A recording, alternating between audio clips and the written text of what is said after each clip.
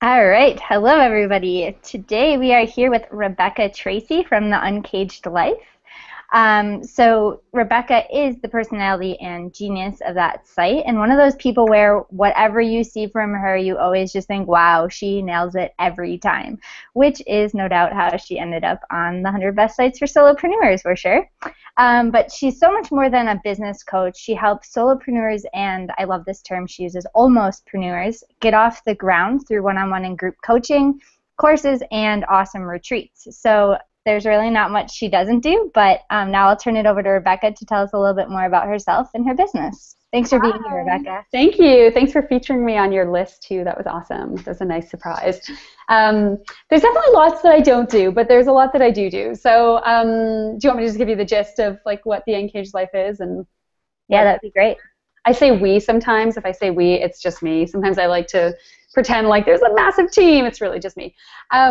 So we at the Uncaged Life, I tend to work with newer businesses, people who are just getting started, trying to figure out exactly what their business is. So they have like a really broad idea, like I'm a health coach or I'm a life coach, but they haven't delved into niching or really getting clear yet on the details of what they want to do. They're still kind of trying to find their place within this broader field. So I tend to work with them on getting clear on those sort of core foundational things. And I do that through group coaching and online programs and some one-on-one work too. That's awesome. Perfect. Cool. Well, normally we save this shameless plugs for the end of our live hangouts, but one of the biggest reasons that we reached out to you specifically during our month about increasing revenue and increasing income was because of your package. Hey, nice package. So we're wondering if you can tell us a little bit about that, how you got the idea, and how you got started with all of that. Yeah, so Hey Nice Package is an online course with the best name ever, I think. And it's all about creating packages. And the reason that I created it was because I was doing a lot of one-on-one work with clients. And so it's probably important to say that I work with all service-based businesses. So lots of coaches, consultants, and freelancers who are trying to sell their services online. And they were all making a lot of the same mistakes, and some of the mistakes that I made when I was first starting too. And I realized that as I was growing my business, I was really quick at coming out with new packages, and people were always asking, like, how are you always coming up with these ideas? How do you know what to create? And I had to actually stop and go, how do I know? And I actually put together my system for how I know what to create and was able to sort of package that up and teach it because it's something that anybody can use. And it just helps service providers get away from some of the really common mistakes that they're making, which I'm sure we'll talk about. And figure out how they can always be creating something new without having to reinvent the wheel every time. So without having to go, okay, what now? Like there's always kind of a list of stuff that they can pull from. That's great. I just mentioned to Christina today that I don't think I've ever said, hey, nice package so many times in one week as we were planning. That's why it's so fun. But yeah, so what is it about package creation that you think is so important for service-based businesses, and how does that impact their sales? Yeah, I think it's important for two reasons. So first reason being for ourselves as business owners, like the whole reason that most of us, I'll kind of get broad here and make some assumptions, but I'm assuming that most of us are in online business because we want to be able to have some flexibility and some freedom and stop trading hours for dollars. And so having packages, and what I mean by package is really just like any way that your services are kind of bundled up in a neat little package versus just like I charge $100 an hour and that's it. It helps us get away from charging hourly. But aside from, from the selfish reasons we want to do it, I think it helps our clients a lot too, because I think that by having packages that are really, really clear and speak to a specific result or problem that your clients are having, it's just a lot easier.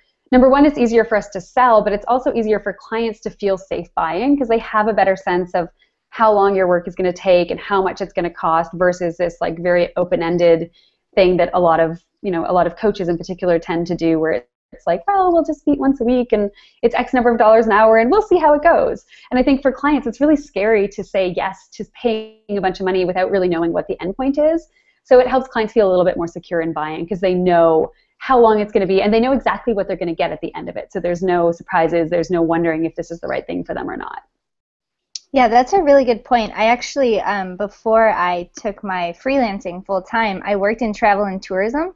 And it was the same thing where whenever we actually created packages for tourists where it included an accommodation, a meal, and an activity, it was like people just ate that stuff up because you're just kind of doing the work for them. They don't have to figure it out, right? Yeah, they don't have to go, okay, well, how much is this really going to cost? Like, everything's included. Here's what it is. Here's what you're going to get. Do you want it or not? So it's a really clear yes or no for clients instead of just like this really big, broad thing that it's really hard to wrap your head around when you're selling things that are very, very open-ended at high prices. So yeah, definitely. Awesome. I really like that point that you made about how it both serves you as a business owner and it serves your clients. And so obviously we are always looking for the win-win. Yeah. So I think you made sense that packaging kind of touches on that. But jumping back, you just said, I'm sure we'll talk about the mistakes that service-based businesses make. Mm-hmm. And so one of our questions specifically was pricing mistakes that service-based businesses make. But if you can touch on other aspects as well, that would be great. Yeah. The biggest one that I see is pricing per hour, even when you're still selling a package. So I see this with a lot of coaches in particular where it's like, it's $100 a session and we'll do 3 sessions a month and then we'll just see how it goes. And so I get it because on the one hand, clients can work out how much it is per session, even if you give them like a full package price. Like, they're not stupid. But I think what it does, it's a marketing psychology thing where we're really selling. We're not selling them our hours of time, right? We're selling them a whole package. There's a ton of value included. There might be stuff that happens between the sessions that you're doing with your clients or outside of the sessions that brings to the full value. So just switching the mindset from hour-based to value-based, I think, is really, really important to do. And having a set finishing point, too, because I think a lot of us, and I started like this, too, we're like, well, we'll just do 3 months and then we'll see what happens. And so I ended up, coaching clients for a year, and by the end of it going like, God, they're not the right clients for me anymore, but I think we both kind of feel bad saying that. And you end up getting into situations with clients where you've gone way beyond the scope of your work, but it's kind of awkward to end it. So it takes a lot of the awkwardness out if you just have something that's a defined timeline instead of leaving it very, very open, price-wise and time-wise. Another really common mistake that I see is people having a lot of different packages at different prices, but there's not a lot of difference in what the results are of the packages. So it's like, work together for 1 month or 3 months or 6 months or a year, and there's these different prices, but they're kind of promising the same result. And so in terms of pricing, clients look at it and they're like, well, if I can get all this in 1 month, why would I do 6 months? And the business owner is usually like, I don't know, I don't have a good answer for that. So being really clear that that the difference shouldn't just be your price. There should be something else different about the packages that differentiates it from the other one, so that it's really clear which one your clients actually should be signing up for. So a quick question, you mentioned that having packages gives you a good endpoint where you can kind of show a result and you can maybe wrap up a relationship, but on the flip side, how can you take your packages and amplify it and kind of make a longer lasting relationship and keep the relationship going? Yeah, and that's an interesting question because I think that for some business models, it doesn't always make sense to have ongoing clients. So for me, if my clients work with me and finish our work with me and don't need me anymore, that's a good thing. Like, I'm really, really happy when that happens because I'm like, great, my work is done. Now you go on to whoever the next expert is for the next level of your business. But there are still ways I think that you can keep clients on when it makes sense. So, you can have a package that's a set timeline, but then still offer, ongoing support for clients who've already worked through that package. So that's a no-brainer one, super easy. It's nothing that's listed necessarily on your website, but it's something that you can let all of your past clients know about really easily and say, I don't advertise this, but I like to support my clients ongoing. Here's kind of what that looks like. And at that point, they've worked with you and you've got a better sense of what they need in their business. So it's a little bit more open-ended, but at least you've got the right client in the first place. So one thing that I've done, so I sell Hey Nice Package as an online program, so there's no client interaction with that. It's just you download it, you work through it yourself. There's a Facebook group where I pop in once in a while. But I recently ran a Hey Nice Package workshop because I realized that there's probably a lot of people who wanted more in-depth work on it, wanted me to actually be there to look over their stuff. And let's face it, they needed the accountability to actually get it done.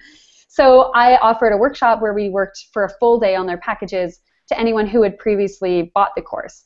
So they still had to pay for the workshop, but it was super low price for what they got. and a ton of value. So it was kind of a way to keep them engaged in the online course, which otherwise doesn't have a lot of engagement, and be able to sort of nurture that relationship a little bit more, but without it having to be this huge ongoing thing.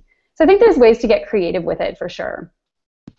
That sounds like a perfect example of kind of practicing what you preach and repackaging your own products in order to help your clients and to kind of keep working with them. Yeah, and it almost seems like as you're working with them through your packages, you kind of figure out what they need and what you can offer ongoing if you want to add that on, correct? Yeah, definitely. I think it's always, I mean, we can never just create packages and go, okay, my business is done. I never have to create anything else ever again. I kind of wish it was that way sometimes, but it's not. So I think that as you go, you start to see different needs in your market, or you start to see, okay, once they're through this package, here's what they all ask about. And so that gives you new ideas for sort of next step packages that make sense for the, maybe the same group of clients that are just kind of moving along in your process. So I definitely think it's about getting creative and not looking at it as if there's one way to do it, but letting yourself have the permission to like do whatever you want really. And if you see a need, create something around it. There's lots of flexibility to do that. Yeah, I think especially because you said you work with a lot of people that are just starting out. I know when I was first starting out, it was just like, I need to figure it all out right now. Like there's no going back. I have to figure it out and just keep going. So that's a really good point. And just keeping in mind that, we're always preaching that business is not one size fits all. Oh my God. And what you start with now is not going to be what you're selling in 6 months, and it's probably not going to be anything close to what you're selling in a year. So you have to start somewhere, and I think people get really obsessed with like creating the perfect thing, and it's not going to be, because your niche is going to change a little bit, your philosophies are going to change a little bit, your message is going to change a little bit. So everything's an evolution, and your packages are going to be the same. So I always think get out of the gates and start with something, and know that it's never going to be the final endpoint that you get to in your business. There's no endpoint, which is good and bad. I think it's really interesting to look back over the beginning of One Woman Shop, which was almost 2 years ago now, and there are some things that I'm like, yes, exactly. I had it exactly right, and I definitely want to continue doing the same thing. And then there's other aspects from like, what was I thinking? Oh, yeah. Crazy. But it's fun to see that evolution. Yeah, definitely. Okay, so let's get back to pricing really quick. So there's a lot of talk about charging what you're worth, and we know just based on your blog and your site that you've spoken out against underpricing yourself. But do you ever find that there's instances where we overprice ourselves? Yes. So the whole charging what you're worth thing is not something I will ever say, because I feel like that's a whole other conversation about like wrapping up self-worth with money. Like they're not the same thing. So that's a separate conversation. But I do think, I see, and I've worked with, or haven't worked with, but I've had clients who have become business coaches who completely disagree with my philosophies and sort of preach something different, which is, I always advocate for coming out of the gates, working for free to get practice so that you're confident enough to actually charge higher prices. But I've seen people come out the opposite way and say charge premium prices right out of the gates because you need to be taken seriously. And I get it, but I also don't necessarily agree with it. I think that we're in this weird like online business bubble where it's like prices are higher and higher. We see like the premium stuff out there, and so we're like, well, I want to be premium. But sometimes we don't consider who our market is and like what they're used to paying for this type of service. And we just kind of inflate things because somebody told us to price what we're worth and to charge premium prices. So I do see that happening a lot. I don't necessarily think that it can't work, but I do think you have to have a certain level of confidence and certainty that you can get your clients results in your business to be charging higher prices. And that builds. So just because you start with lower prices doesn't mean you won't get there. But I think coming out of the gates and being like, this is a $2,000 service, but I've never done it and I don't even know if I can get results, is just not done with integrity. So I think pricing, there's a lot of factors that play into pricing, but one of them is definitely like, how sure are you that you can help your clients, and who are your clients? Like, is your target market matching up with your prices? And if it's not, then you might need to change your target market. If you really are set on, being a premium brand, your target market might have to change. So yeah, lots of things that come into play with pricing for sure. So in terms of, I'm a huge advocate for putting yourself out there by doing, whether it's a beta testing a course on people, for giving it to them for free for feedback, or offering a service for free for a while. What do you recommend in terms of putting a structure around that so you don't get caught up doing that for too long, or kind of let yourself go and undervalue yourself? Yeah, it's definitely, I recommend the same thing, because I think you have to test things to know, what the value is, to, fix any kinks in the process. It's hard to give a number. I sometimes say, I sometimes challenge my clients to work with 30 people, and sometimes I'm like, work with 3. So I think it depends on what you're creating and how much of the work you've already done. So like for me, for putting together Hey Nice Package, I had worked with probably at least 20 one-on-one clients through that process. And plus I'd run it in a group program with over 100 people. I had a pretty good idea of the process by that point, and I still gave it to 15 people to test for free because I wanted to make sure that it worked in an online format. Whereas some of my packages, I've done the work already so much, and I'm just kind of separating it out from like another package that I had that was bigger, that I don't even really need to test it because I'm really sure that it's going to work. So I think that we know. I think that if you run through something with a couple people, even 1 or 2 awesome clients, I usually say more than 1 because 1 can be hit or miss, 1 or 2 or 3 awesome people, and you'll have a pretty good sense of whether or not what you're doing is going to work. But I do like having a package in place when you're beta testing. So having, giving it your best guess at this is how long it's going to take, this is what I think should be included, this is how I think the structure is going to go. And giving yourself flexibility to change it along the way. And that's the beauty of testing, is that like there's no high price that your clients are paying you. It doesn't have to be perfect. So you have permission to fuck up and to, can I swear? Sorry. Oops. Oh, yeah. Okay. I was actually just going to make a joke about the size. We're now talking about the sizing of packages. So yeah, swear, packages. Large packages. Yeah, so you have permission to mess up if you need to, and but you're still going into it confident enough because you've got a bit of a plan. So what I've seen what people do in beta testing is they're like, I'll just take on a client, and that's great, except it's only great for so long until you're like, I have no idea what I'm doing. I don't know where I'm going with this. I don't know what I'm trying to create. So having a sense of where you're going with it when you jump in is always a really good idea. That's a great point. So we were just actually running back through your blog. Obviously, we both read it religiously, and we love what you have to say. But we were just talking right before we got on the call with you about your post, How I Became Successful in Business. And so I'm curious about how you find that balance of kind of learning more, but also just doing.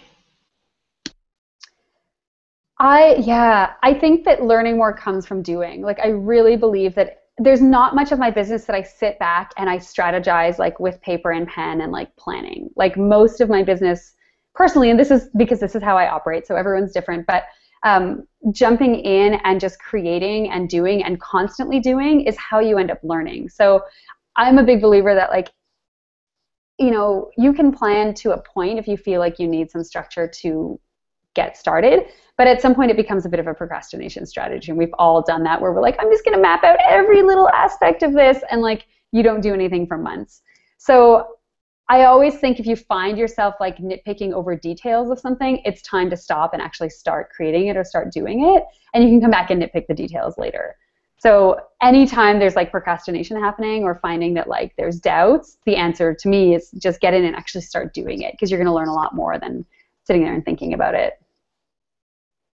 Yeah, I think that it's so easy to name procrastination as learning. Like, I'm just learning. I'm still learning. I'm not ready yet. Yes, but you can be in that rabbit hole forever. So. Well, yeah, and I worked with clients where they're like, it's been 6 years and I'm still learning, and I'm like, yeah. And they know, but it's hard. It's so hard to get out of that process, right? Because then you've built it up to be this huge thing, and like you've completely psyched yourself out. So absolutely. Yeah.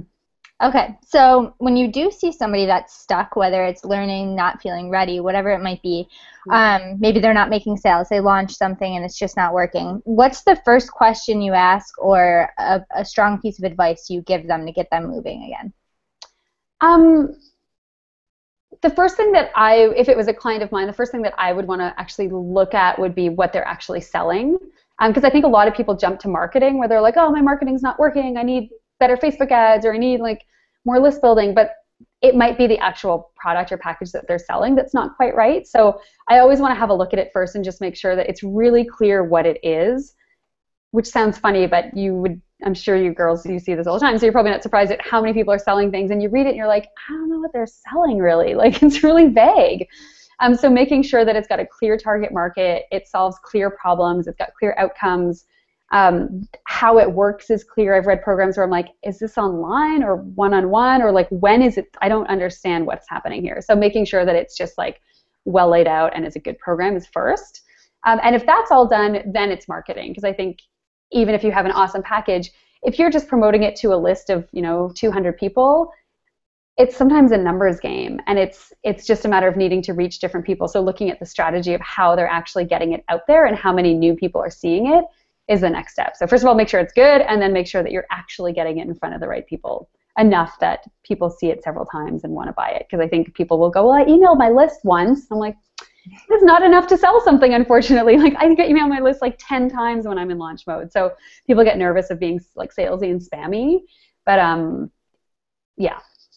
So what does the conversation usually look like when somebody's ready to launch their new package? How do you determine or define success with them? Do you have that conversation about, it's not a numbers game, or do you set expectations?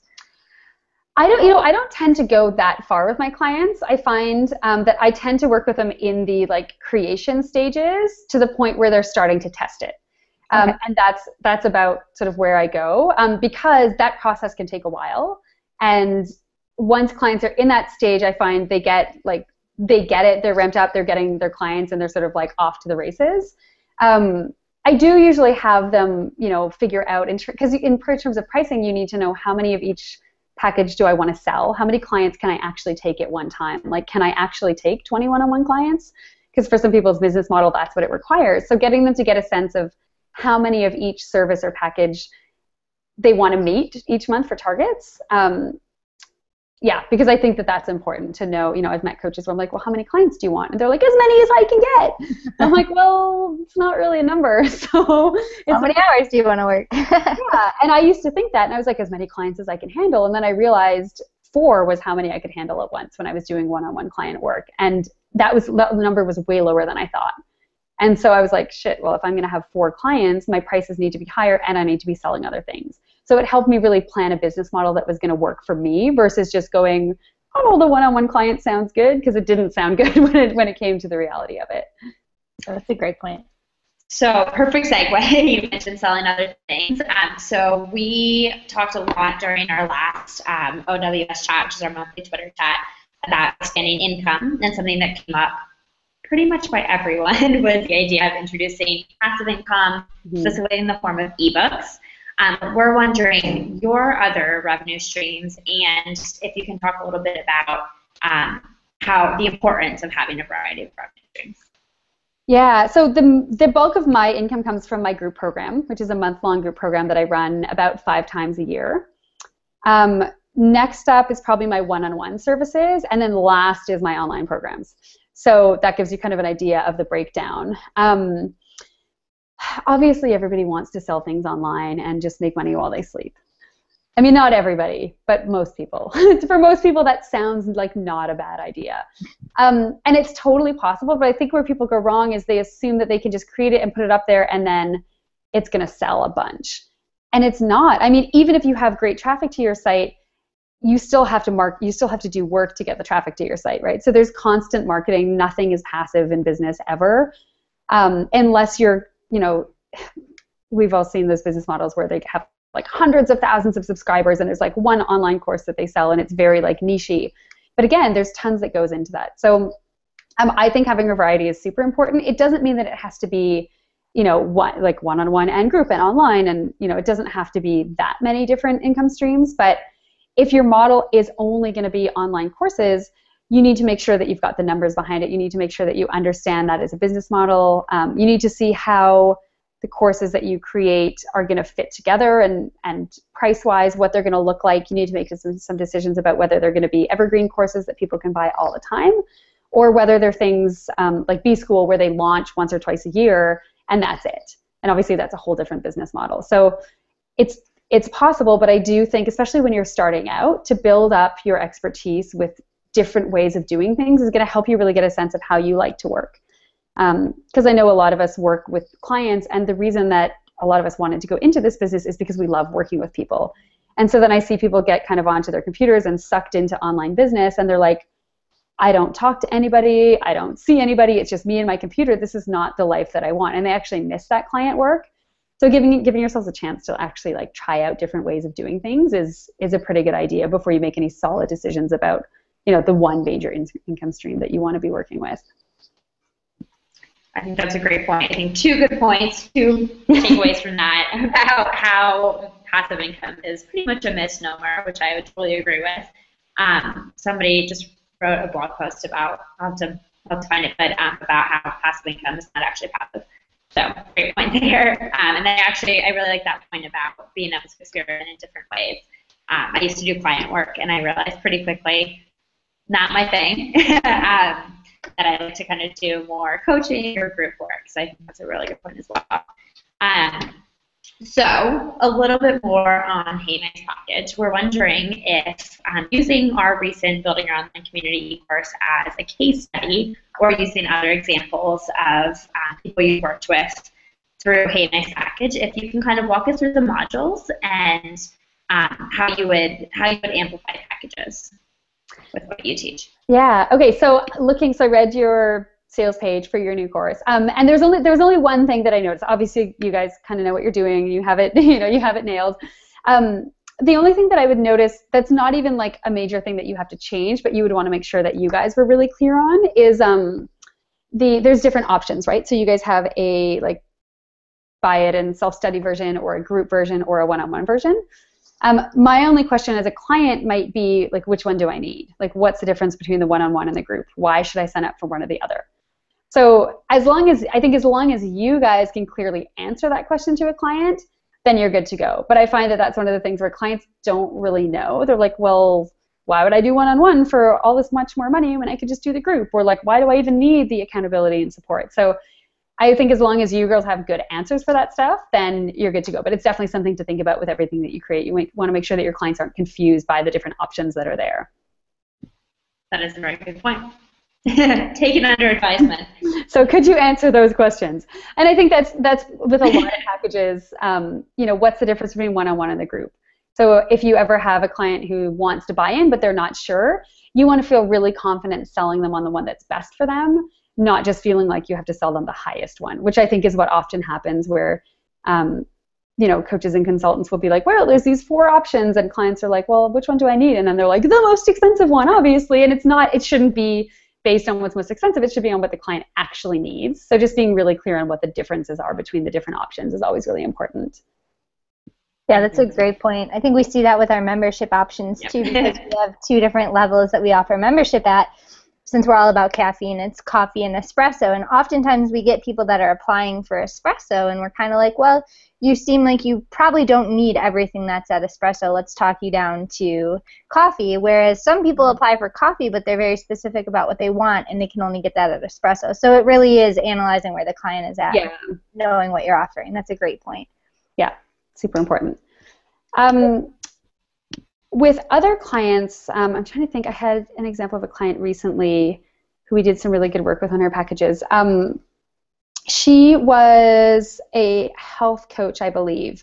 So another thing that we didn't talk about but that I see happening a lot is people starting with really broad packages. So like a life coach might be like, I'm going to help you live your best life, and it's going to take 6 months, and here's the whole process, and it's like huge, which is fine. But I always think starting more specific is easier, because it's an easier to sell, to be able to explain to someone when you're doing something really specific with them. So I was working with a health coach, and we looked at, we made sure we were really clear on who her ideal client was. We made sure we were really clear on the whole process in her system. So that's something I teach too, is looking at, like, where's your client at point A when they first come to you, and where are they going to be at point B when they're done with you, and then what do you have to do in between to get them there? So what are all of the different steps in your system that you work on to get them from A to B? And we were looking at her process, and like, it's huge. Like, there's so many different pieces she can work on with a health coaching client. And it was feeling really big. She kind of had this, like, live your healthiest life type package, and we were like, I don't know, it's feeling like huge. And so we were talking, and she realized that she really liked working with she really liked working not with pregnant women, but with women who were trying to get pregnant, because she herself had been through that and was interested in helping women who weren't yet pregnant but were wanting to have a baby in the next year or two get their health and shit in order, because it was important for them and the baby. And so she created this really niche package that was like, you know, get ready to be your baby mama or something, and specifically about prenatal nutrition and health. And all of a sudden she was like, oh my God, I can sell this. Like, I have 5 clients in mind already that I could pitch this to tomorrow. So it was taking her whole process and just taking one really small piece of it and turning that into a package, instead of feeling like you have to pack all of the things into one package, which often is way harder to sell because people don't quite get what it is when it's so big, you know? So that just brought up a whole slew of questions and comments, but let's go to specifically niching. How important do you feel that is? Is that something that you recommend for everybody, or is it just kind of on a case-by-case basis where you think it's really important to focus? I think it is really important for everybody, but I think of niche a little bit differently. So I tend to think of niche as your expertise, so not so much a demographic or an age group, or like, you know, moms or business owners or something like that, but more importantly, where is your expertise? So what are you really, really good at doing for people, and what are the problems that you're really good at solving for people?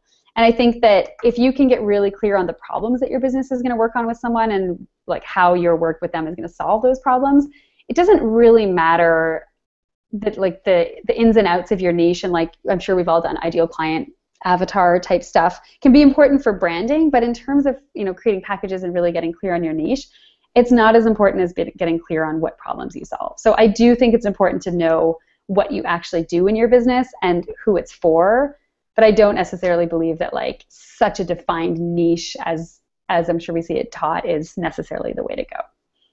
Yeah, that's a great point. Okay, so that brings me to one of our favorite words, which is multi-passionate. So despite the fact, or maybe because of the fact that we actually have a series highlighting women who are multi-passionates on One Woman Shop, we are super intrigued by your blog, Why I Think Multi-Passionate is Bullshit. So we'd love to hear your take on that, because we love it. Such a clickbaity post title, I admit. I'm not going to lie to it. Like, I want people to read this. They're going to call them out. We had this exact same conversation with Coach Jenny. We did a hangout with her, and we were like, we love your clickbait titles. We love that they're controversial, but like it comes down to we don't actually disagree. Well, yeah. And so, okay, so being multi-passionate is great. Everybody, if you are a human, has more than one thing that you care about in life. Some people have more than others. Some people are more adverse to actually choosing an area to focus on in life or business. That is all fine. I think what happens is I see a lot of clients who are trying to create businesses. They really want this lifestyle. They really want to, you know, create kind of what we both have and what your clients usually have, like an online business that lets them be who they are and do what they love. But they get so stuck in choosing something that they let this whole multi-passionate thing stop them from actually doing anything. And so they're like, well, I can't choose because I have so many interests and I just want to do all these different things. And at some point, I feel like we need to take a little bit of the preciousness out of business and realize that like this is a business and you have to understand what you're actually doing and who you're doing it for, and you have to make a commitment to it. So like you're not really fit to be a business owner if you're going to change your mind every month about what you want to do, unless you want to be creating a whole bunch of different businesses, which is great. I know lots of people. Actually, one of my best friends has about 8 businesses that run from like selling teas to developing online apps to doing web design. So like across the board. But if you're not someone who can handle having many, many businesses, which I am not, like one is enough, you have to choose. And yes, you can find ways to bring in different parts of, you know, that suit your personality and your strengths. But I think that we're led to believe, especially with, there's so much stuff online these days about like business should be all about your passions. And so people are like trying to cram in all of the things that they care about. And then they're left with businesses that make 0 sense. They're struggling to get clients and they can't figure out why. And it's because it doesn't make any fucking sense.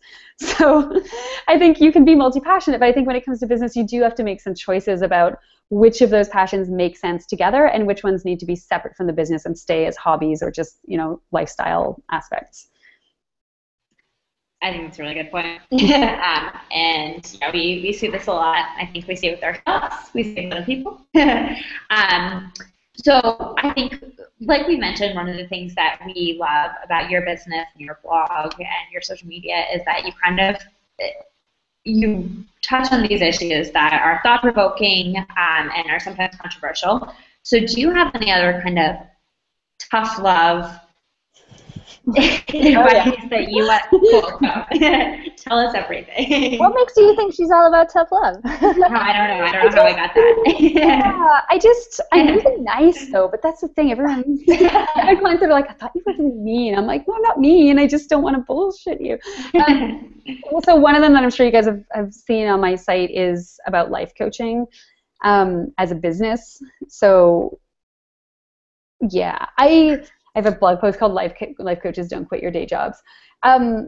I just think that life coaching is one of those industries that is crazily booming. There's life coaching schools everywhere now. Everyone knows what life coaching is compared to 10 years ago where it was kind of a weird thing. But I also know that it's a really hard sell as a business. It's one of those things that you come out of life coaching school and you're like, I'm going to help people be true to themselves. And it's just a hard business. So I always recommend, again, like niching, getting really clear on your clients' problems, getting away from sort of the general life coaching terms. But this goes for any business. Getting really clear that your business is like a combination of lots of different things. It's all of your skills, it's all of your expertise, it's all of your experiences, and you kind of like smush them together to make something cool. So I just advise against ever taking one skill and going, okay, this is my business. Like my business is just life coaching. I'm going to forget everything that I did before this. Or like I'm just a health coach now and everything else I did doesn't matter. So I think there's a way that we feel like it has to be just this one thing, and we kind of forget that we have other skills. So that's one of them. The whole life coaching as a business and sort of keeping it very broad, I think, is just a bit of a soapbox that I go on because I work with hundreds of life coaches and I see the struggles they have and I see what actually makes it work for them. So I have a huge bias, and I'm a life coach, so I understand it, and I also just think that the way that coaches are taught business is going to work in coaching school is not the way it actually works. So I feel like there's some education to do there. Other rants? You want more rants? What do I got? What else have I got here? Yeah, go for it. One of the biggest ones, and one of the ones that my whole business is literally built around, is seeing people jump in too fast to business where they're like, all right, I'm going to make a website and I'm going to build a list and I'm going to, do my marketing, but they don't actually know what they're selling yet. So I see this a lot with clients who buy a program like B-School, which is great if you're at the right point in your business, but a lot of people aren't. And so they jump in going, this is going to be the answer to everything. I'm just going to learn about, all the online marketing things, but they haven't actually put any work into understanding who their clients are, what their niche is, what they're actually selling. And so they get stuck, in module 2 of B-School where they're like, oh, I have to make a website about what? Like, I don't know yet. So I just really advocate for taking the time to get clear on those foundations because everything becomes easier. Your marketing, your packages, getting clients, talking about what you do, your website, like all of it is actually pretty easy when you're clear. So if I see people struggling with that stuff, it's usually because we need to come back to the basics. So, and it's not as sexy to come back to the basics. Like we just want to learn about Facebook ads and we want to learn about how to promote stuff. But if you're not promoting the right things or you're not clear yet, it's just going to be a lot of wasted money. And I wasted a lot of money on programs, and a lot of my clients have before they've kind of taken a few steps back, gotten clear, and then they can go and actually use those programs they bought. So, and yeah. I mean, my whole business is built around that because that's what I do with people is those beginning stages. So again, I'm biased, but I see such a need for it. And how much would you say that's because of comparison trap, that we try to rush in and get stuff off the ground and I have to hit this number by 6 months and I have to build a list? Do you think a lot of that stems from seeing what else is going on? Yeah, because we see people doing it. We're like, I want that, so I'll just do what they're doing, or I'll just do the programs they're doing, or, and it's, I'm sure you guys have heard of, what's the website called? Wayback Machine? Have you ever looked at Wayback Machine? So it is a site, I think the actual URL is like Web Archives or something, but if you Google Wayback Machine, you can see every website, like every iteration of every website. So you can go back and look at Marie Forleo's first ever website. And it's awesome because you're like, oh, she was just a general life coach like me, or like any site that you love, you can go back and look at the archives. And it's fascinating because it shows you that like this has been 10 years in the making, these people's businesses. This is not something that happened overnight. There's the rare case where it does, but that's not the norm. So I love that, just to give us a bit of a dose of reality to see that everybody started exactly where you are. And it's just a matter of continuing and not giving up, because I really think that I don't think you have to be the best at what you do. I just think you have to not stop doing it and like keep learning and keep evolving. So yeah, it's a lot of comparison that screws people up, I think, and has them jump in too fast and then jump out too fast because they think it's not working and they just haven't really done it in the right order. I think that's a really good point that you don't have to be the best at what you do. And Sarah and I talk about this a lot, that you have, I don't want to get into you have a unique you, but I mean, there is, when we talk about one woman shop, there is a specific subset of members. You're not going to find that exact membership in any other place, and you're not going to find the combination of Sarah and I coaching you. And so there's just these different pieces that kind of all come together to form one business, and maybe we're not the best, but we're there in front of the people that we want to serve. Yeah. But I guess one of my questions for you, you said, you don't have to be the best and you just keep going. Is there any time where you recommend to your clients they don't keep going, that it's just not going to work? It's so tricky because I try not to make that decision for my clients because, I mean, I have a lot of colleagues who, it took 6 years before anything started happening in their business. There's times where I can see that they're just not, or I assume, or at least I have kind of a hit of intuition that they're not necessarily interested in actually having a business. They just don't want to have an office job, or they want the lifestyle, but they don't actually want what comes with the business, which we all know is not everything it's cracked up to be. So I see a lot of people who I'm like, I just am not so sure that you're actually wanting the business. Like, it sounds like you just kind of want to travel and not have to work, in which case go and do that. Like, because a business is not going to give you that. Like, you still have to do a lot of work. So there's not a lot of times where I would tell people to stop. I usually let them get to that on their own because I think that it can take a long time. But again, it's about like having them get the right kind of help to get to where they want to be. So if I see them floundering in the same ways, it's like, hey, you might need to change something up here. Or go to do some deeper coaching work around like what's really getting in the way. Because I think a lot of people have huge fear of success, huge fear of failure, huge fear of everything that could possibly happen on the other side, that they actually stop themselves from being successful. And I don't coach on that. I'm just like, I assume you want to be successful. Let's like teach you about business. But I do recommend sometimes that people go and talk with life coaches or therapists and sort of get a little bit deeper into what's going on, because there's a lot of reasons that people are holding themselves back. And it doesn't mean they have to stop, but they do need to get more clear on what's going on. Yeah. So one of the things you talked about there was kind of like romanticizing the idea of what this whole solopreneurship thing looks like, right?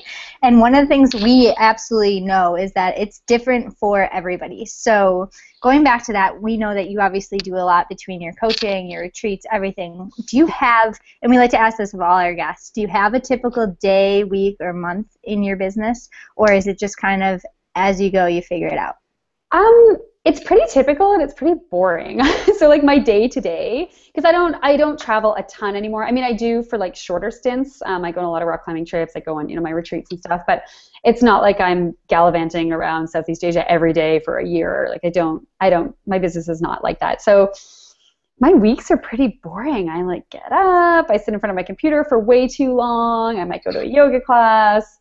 I make dinner. I probably sit in front of my computer again for a little bit. So like, and then there's times where I'll take a full 2 or 3 days off and not do anything if I want to go away for a weekend climbing, or I just, it's middle of the week and I just like, it's nice weather out and I want to go do something. So, yeah, it's pretty boring. Like it's a lot of me in front of my computer. But I do like to work in cycles. So I find that I'll go through cycles of like a lot of client work. And then I'll go through cycles where I don't book a lot of clients and I can just focus on like building and marketing and writing content. And then I'll go through cycles where I don't do anything and it's just maintenance, where it's like I keep up with my blog posts, then I have my typical clients but nothing crazy, and I kind of just like float along. Usually the winter months are the hustle months and the summer months are like the chill months. It's a bit reversed this year because I'm redoing my entire website. But yeah, I think everyone does have a different way of doing it. But either way, it's a lot of work. Like there's endless things to do, and I think that's what's tricky about it, is because I love it, it's really hard to turn it off, unless I completely turn it off, unless I'm somewhere where I just don't get reception and like don't have my phone or my computer with me. Those are the only times where I can actually like settle into not working. Otherwise it's around the clock. You're speaking our language. But I think it's fun that you went out. Yeah. And I'm like, oh, it's so uncaged. Like, I think it's awesome. It's awesome. I work more than I probably ever worked at any other job. But that's by choice, and it's doing something I like, and I can work from anywhere. If I chose to gallivant around, I could do that. So it is really, really awesome, and it's also a lot more work than I've ever done. So it's both. We feel you. I think it's what you say it's important. I've been traveling through Central America for almost a year now, which I hear you're coming to Guatemala soon. Yeah, Belize and Guatemala retreats next year. We can do a live hangout. But I'm like, yeah, I get up and I go sit in a coffee shop or my co-working space for hours on end. Like, it's really not that thrilling. Yeah. Yeah. And the realities, I'm sure, especially in Central America, of like reliable Wi-Fi, like give me a break. Like it's not always what it's cracked up to be. So it's definitely like, you know, you have to structure your business differently if you have shitty Wi-Fi and you're traveling. And like I have to structure my business differently if I know I'm going to be away on a month-long climbing trip. Like I don't want to be having to work if I'm traveling. And I learned that pretty early on. I tried to do both and it was not for me. So now it's like I'm either traveling or I'm working, and it's not. They're very rarely combined. Mm-hmm. That makes sense. So we like to do some rapid fire. Sorry, there's some fun. We like to do some rapid fire questions with all of our guests. We are going to try to keep it actually rapid fire because sometimes we like to ask follow-up questions. But today we're gonna be quiet. Okay. So, what is your favorite social media platform? Facebook. Ooh, and what's the social media platform that you could care less about? LinkedIn. Why LinkedIn? The first site you check in the morning is Facebook. And do you have a blog or website that you love that isn't super popular we might not know about? No. I don't know. No, I don't think so. All right. That's a lame answer, but I'm sure there are like weird like rock climbers that I read their things, but like nothing that is a regular occurrence in my life. Gotcha. Cool. Your favorite daytime drink? Tea. Love it. When all else fails, what are you inspired by? Oh, getting outside, getting away from computers and just playing out in nature and realizing that none of this shit actually matters. Like it's really not, it's so important, and yet like it's such a blip in the scale that like it does not matter at all, and that completely changes my perspective every time.